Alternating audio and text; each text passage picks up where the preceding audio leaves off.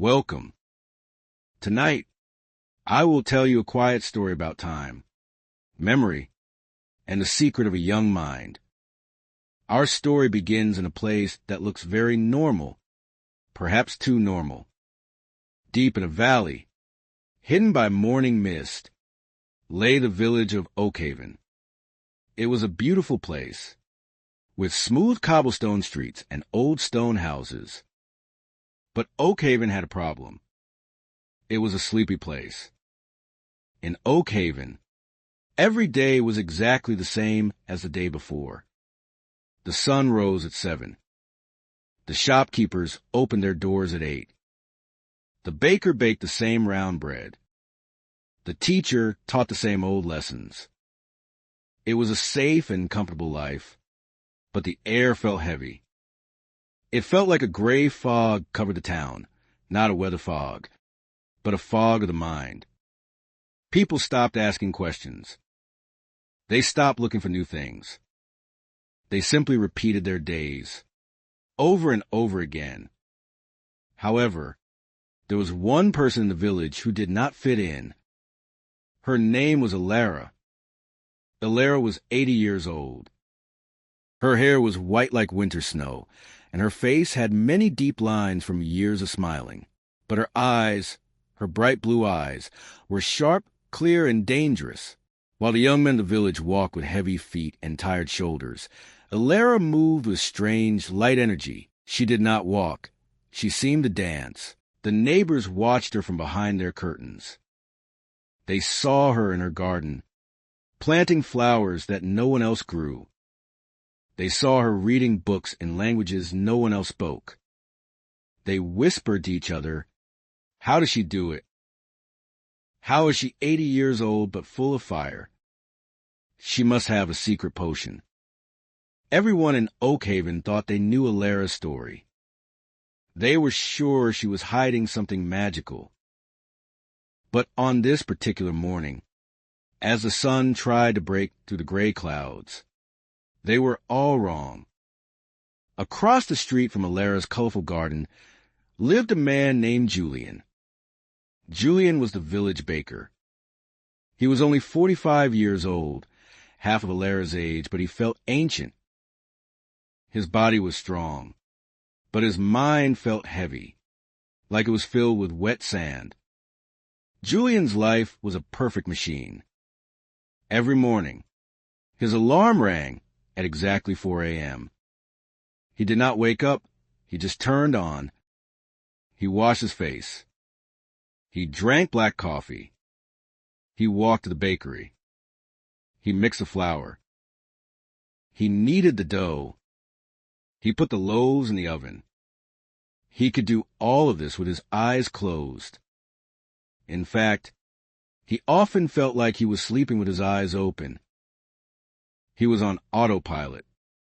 He did not need to think, so he stopped thinking. On this particular Tuesday, the feeling of heaviness was worse than usual. A regular customer, Mrs. Higgins, walked into the shop. She bought her usual loaf of sourdough bread. Julian smiled his usual polite smile. But when he tried to say her name, his mind went blank.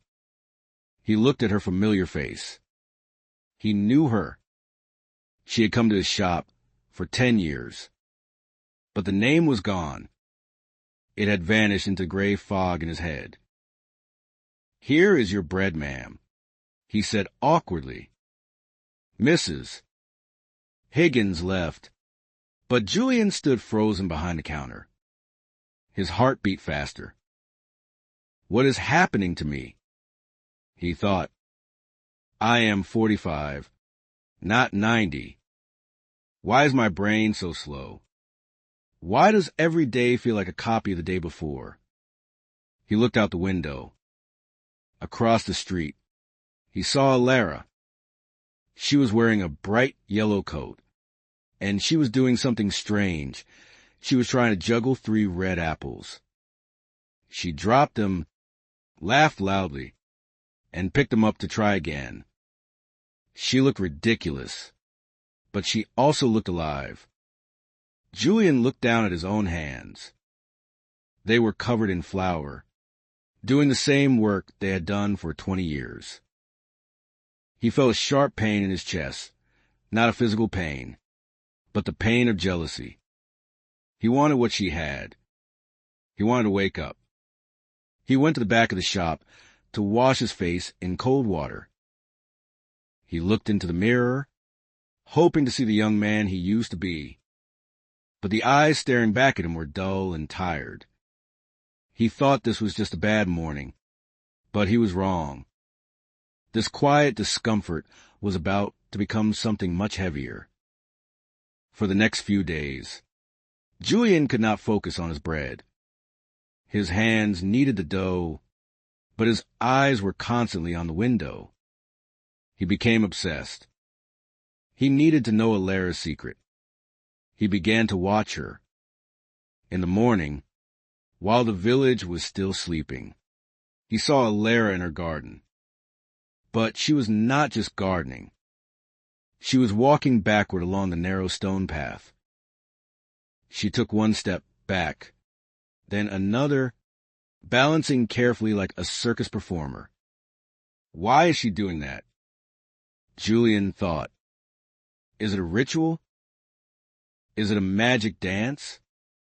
Later that afternoon, he saw her sitting on her porch with a notebook. She was writing furiously. But when he looked closer, he saw that the pen was in her left hand. Alara was right-handed. He knew this because he'd seen her pay for groceries with her right hand for 20 years. Now, she was shaking, struggling, and forcing her left hand to make shapes on the paper. To Julian, these actions looked like madness. Or perhaps they were part of a spell. By Friday evening, Julian was convinced. It is not natural, he told himself. No one has that much energy at 80 without help. She must have a potion. She must have a pill. He could not wait any longer. His brain felt foggier than ever, and he wanted the cure. He wanted the shortcut. He marched across the street to Alara's house. He knocked loudly on the wooden door. Bang. Bang. Bang. The door opened. Alara stood there, holding a cup of tea. She did not look surprised. She looked at Julian's red face and shaking hands. Good evening, Julian, she said calmly. I was expecting you. Julian blinked. You were? I see you watching me, she said. You want to know how I stay young, don't you? You are tired of the fog. Julian felt ashamed, but he was also desperate. Yes, he admitted. I am tired. I wake up tired. I go to sleep tired. I forget names. I feel like an old machine. Please, Alara, tell me the secret. Give me the potion. I will pay you anything. Alara laughed, a dry, crackling sound. A potion? Is that what you think this is? She stepped back and opened the door wider. Her eyes were not kind anymore. They were challenging. I can give you the cure, Julian, she said softly. But there is no potion. And if you accept my help, it will cost you more than money. It will cost you your comfort. Julian looked at her. He thought he still had time to turn around and go back to his safe, boring bakery. He was wrong. Julian stepped into Alara's house. He expected to see magic crystals or ancient books of spells. Instead, he saw chaos. There were paintings on the floor, half finished.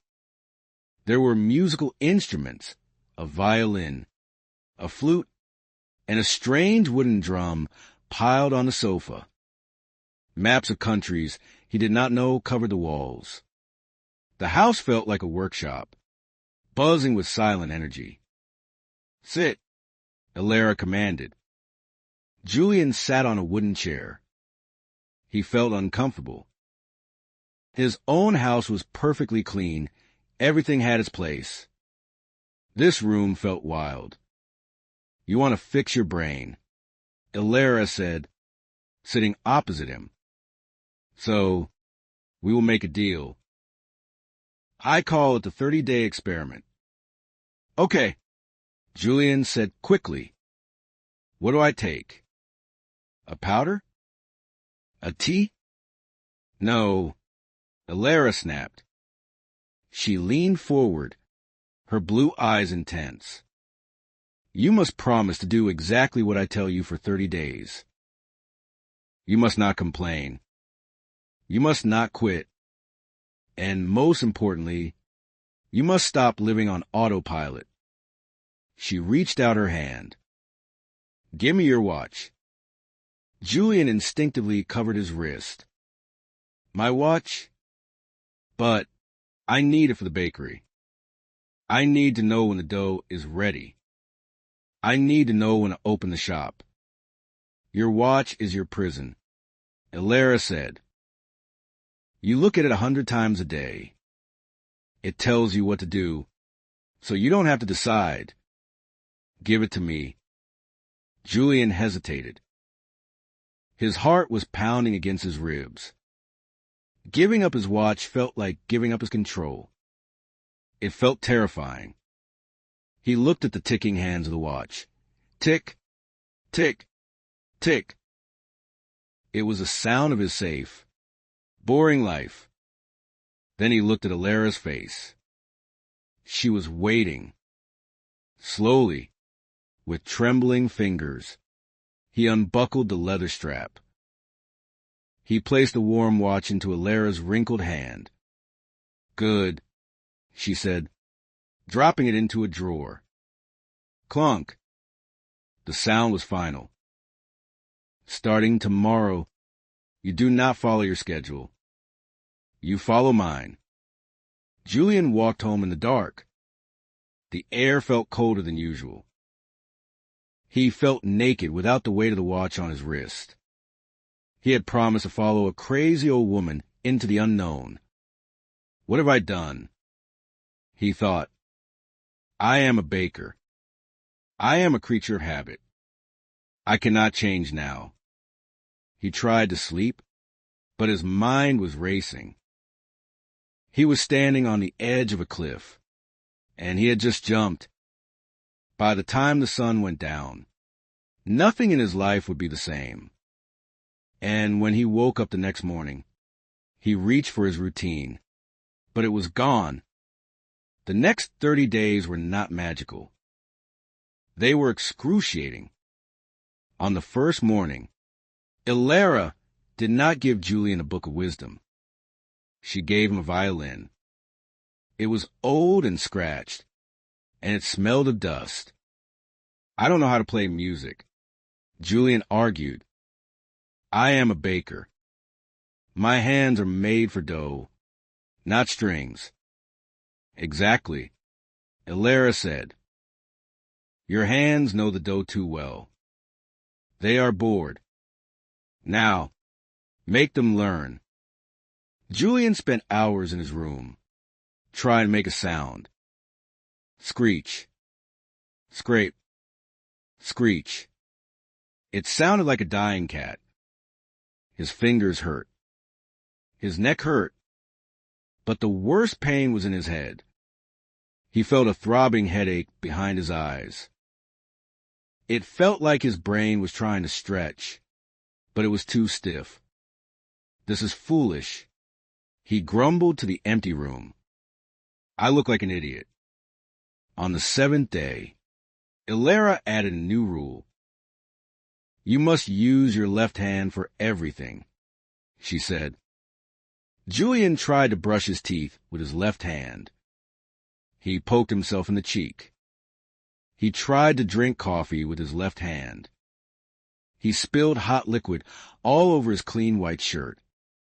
He felt clumsy, helpless, and angry. He felt like a child again, but without the joy of childhood. On the 15th day, Ilera forbade him from walking on the main road. "You must take the path through the forest to get to the bakery," she ordered. "But that path is winding and overgrown." Julian shouted. "It takes 20 minutes longer." "I will be late." "Then leave earlier," she said simply. Julian hated the forest path. He had to climb over rocks. He had to duck under low branches. He had to pay attention to every step, so he would not fall. He could not sleepwalk anymore. His brain had to be awake, alert, and watching. By the 20th day, Julian was exhausted. His temper was short. The fog in his head was gone, but it was replaced by a sharp, burning fatigue. He missed his comfortable routine. He missed his easy life. One evening, he sat at his kitchen table. His violin lay on the floor. His left hand was cramping. He had had enough. "She is crazy," he whispered. "She is just torturing me. There is no secret." He stood up and grabbed his leather bag. He was going to Ilera's house to return the violin, get his watch back, and quit. He walked to the window to close the shutters. But as he reached for the handle, he stopped. He looked out at the garden. Usually, he saw only a garden, a blur of green and brown. But tonight, he saw details. He saw the way the moonlight hit the edge of a fern. He saw the texture of the bark on the oak tree. He heard the specific rhythm of a cricket chirping in the grass. The world looked sharper, brighter. He blinked. For a moment, he did not feel 45. He felt the way he used to feel when he was 10 years old exploring the woods. The headache was still there, but beneath it, there was a strange, humming energy. He stared at his hand, the left hand that had struggled for weeks. It felt tired, but it also felt alive. He did not know it yet, but the hardest part of his journey was waiting for him at the end of the road. 2 days before the experiment ended, a terrible storm hit Oakhaven. Thunder shook the stone houses. Rain fell like a waterfall. The river, usually calm and quiet, turned into a roaring monster. In the middle of the night, there was a loud crack that woke everyone in the village. The next morning, the villagers gathered by the riverbank. They gasped. The old stone bridge, the only way to get food and supplies from the city, had collapsed. The middle section was gone, washed away by the dark water. "This is a disaster," cried the mayor. He was wringing his hands. "The engineers from the city cannot get here for a week. We will run out of food. The bakery will have no flour. The market will empty." The villagers stood in the rain, looking defeated. They were used to their routine. When the routine broke, they froze. They did not know how to solve a new problem. "We must wait," they said. "There is nothing we can do." Julian stood at the back of the crowd. Rain dripped from his nose. In the past, Julian would have agreed. He would have gone home, sat in his chair, and worried about his bread. But today, his brain did not freeze. Instead, it started to move. He looked at the broken bridge. He saw the distance across the water. He saw the strong oak trees on both banks. Suddenly, the image in his mind shifted. It was like looking at a map or reading a sheet of music. He saw a connection. "We don't need to wait," Julian said loudly. The crowd turned to look at him. "Julian, you are just a baker. Go back to your dough." "No," Julian shouted, his voice strong against the wind. "Look, the stone arch is broken, but the main pillars are safe.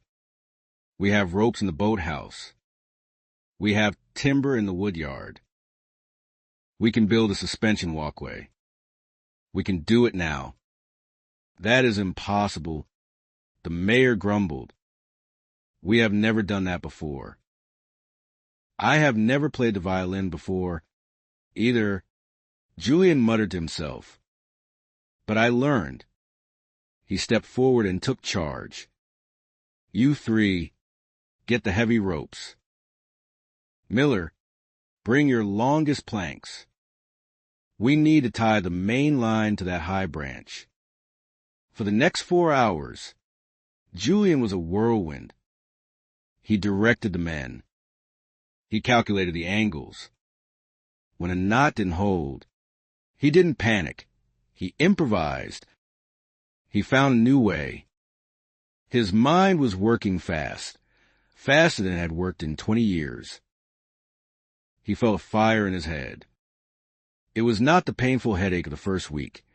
It was the heat of a machine running at full power. He was not stumbling through the fog anymore. He was running. "Pull!" Julian screamed, holding the wet rope with his left hand, his strong, new left hand. The heavy wooden planks rose into the air. They swung across the river and locked into place. "Tie it down." The structure groaned, then settled. It held. Julian stood in the mud, breathing hard. His clothes were soaked. His hands were bleeding, but his mind was crystal clear. He looked at the faces of his neighbors. They were shocked. They looked at him as if he were a wizard. But Julian knew the truth. He wasn't a wizard. He was just a man who had woken up. That evening, the village was safe. The bridge was temporary, but it was strong.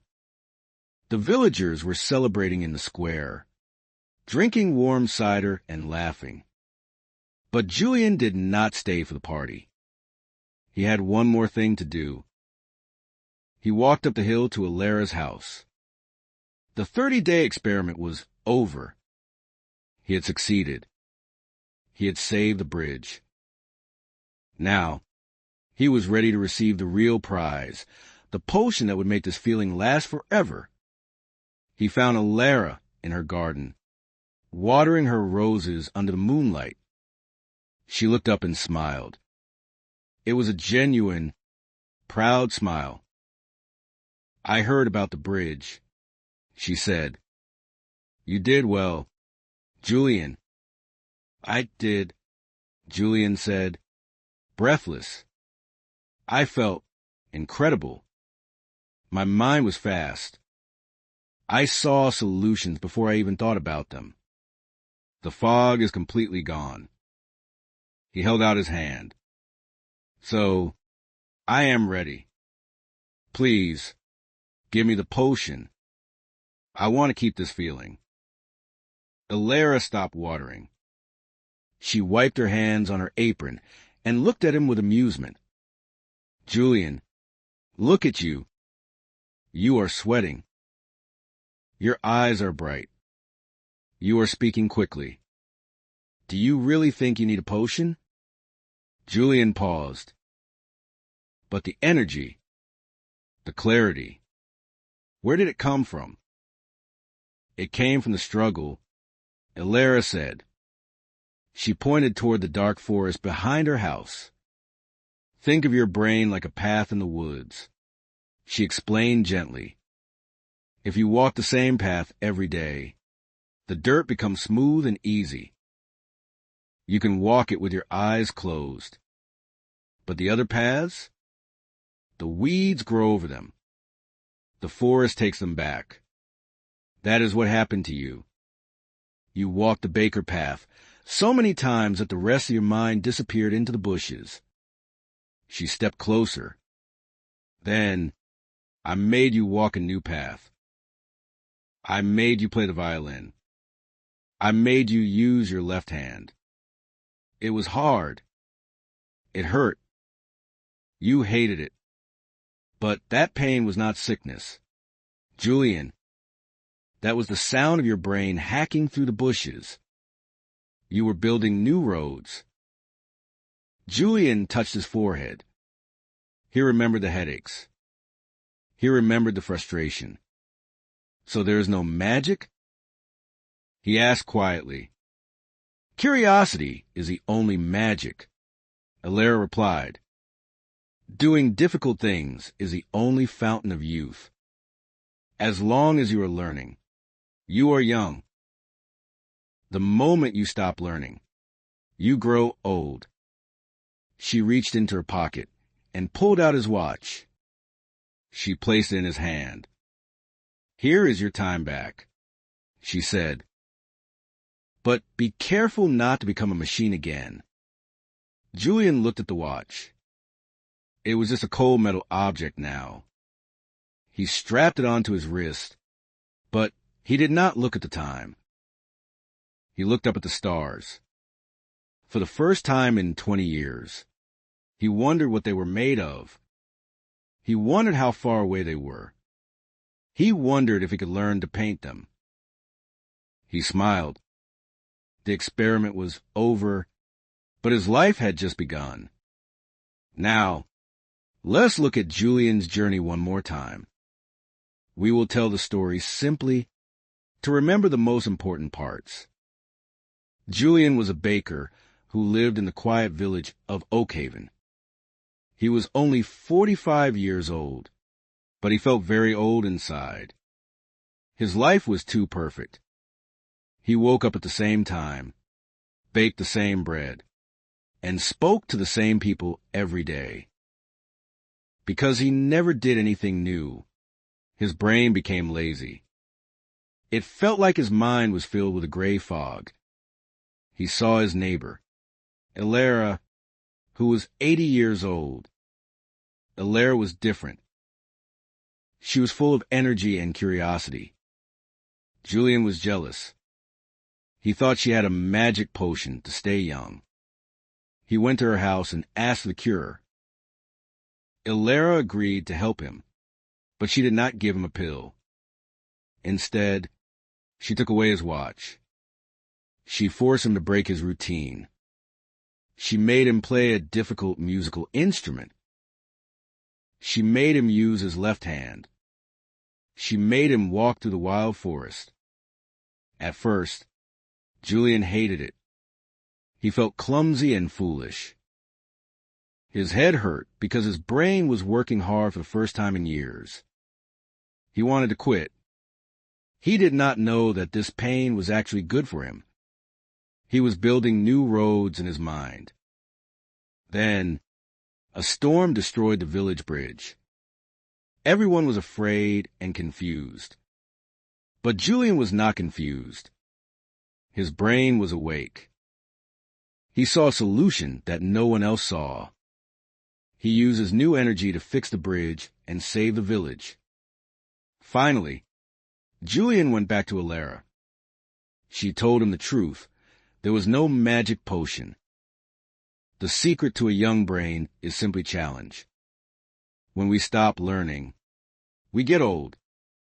When we try difficult things, we stay young. Julian understood that he did not need magic. He only needed to be curious. Hello, my name is Julian. I want to tell you how it felt to wake up.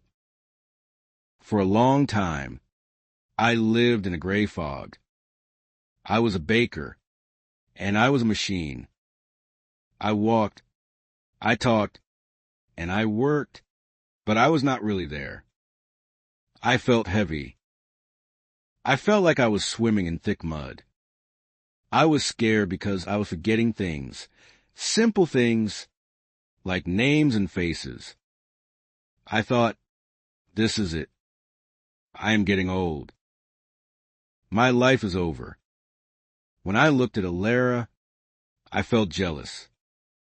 She was so bright and I was so dull. I thought she had a secret. I thought she was cheating time. So I went to her and I demanded the easy way out. I wanted a pill. I wanted magic. I remember the day she took my watch. I felt naked. I felt panic in my chest. I didn't know who I was without my routine. Then came the hard days. I tried to play the violin, and I sounded terrible. I tried to use my left hand, and I dropped everything. I felt foolish. I felt like a clumsy child. My head hurt every single day. I told myself, Julian, stop this. Go back to being a baker. Go back to sleep. But I didn't stop. And slowly, the pain changed. It stopped hurting and started burning. A good burn, like muscles after a long run. When the storm hit and the bridge broke, I was surprised. I didn't freeze. My mind was moving fast, jumping from one idea to the next. I felt powerful. I felt a fire in my mind that I hadn't felt in 20 years. Now I know the truth. My brain was not dying. It was just bored. It was sleeping because I never gave it a reason to wake up. Now, I try to do one difficult thing every day. I am learning to paint. I am learning the names of the stars. I am still a baker, but I am not a machine anymore. I am awake. And so, Julian's story ends here. He is back in his bakery, but he is no longer just baking bread. He is learning, he is failing, and he is growing. Now, I want to speak to you. We often believe that the goal of life is to be comfortable. We work hard so that we can relax. We want to be experts so that we never make mistakes. We think that easy means good. But this story reminds us of a different truth. A comfortable brain is a sleepy brain. If you do the same things every day, your world gets smaller. The fog comes in. To keep your mind young, you must be willing to leave the safe path. You must be willing to feel foolish again. Remember Julian with his violin. He sounded terrible. He felt embarrassed. But that embarrassment was a feeling of his brain waking up. When you learn English, you might feel the same way. You might struggle to find the right word. You might feel clumsy when you speak. Do not worry. That struggle is not a sign of failure. It is a sign of life.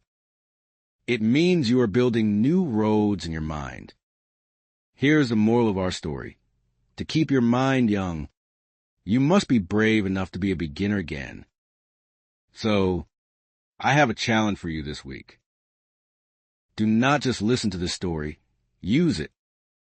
Do something new. Read a book that is slightly too hard for you. Cook a recipe you have never cooked. Walk a different way to work. Break your routine. I would love to hear from you. In the comments below, please answer this question. What is one new thing you want to learn this year? It could be a language, an instrument, or a new skill. Write it down to make it real. If this story helped you wake up your English today, please like the video and subscribe to the channel. We have many more stories to tell, and many new paths to explore together. Thank you for listening. Keep your curiosity alive. Good night.